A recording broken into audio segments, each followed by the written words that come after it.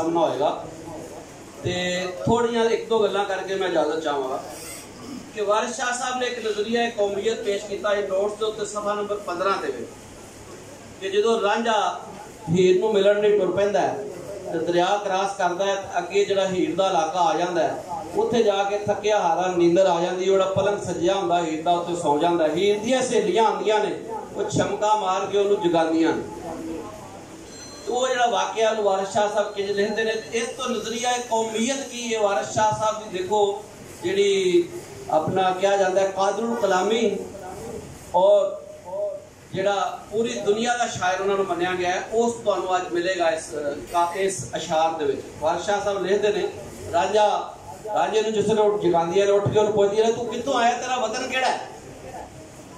रांझा आखदा ख्याल ना पाओ मेरे, रांझा आखदा ख्याल ना पाओ मेरे, शी सप ते फकीर दा देश कहा।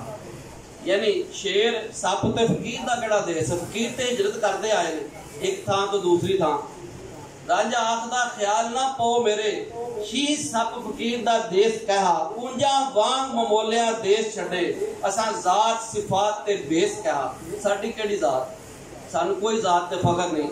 ते अज तुहानू पता है जात का फखर भी बड़ा किया जाता है। यानी वारिस शाह साहब तुहाडा कलाम है सियासी बेदारी दे नाल नाल समाजी बेदारी भी दे रहा है।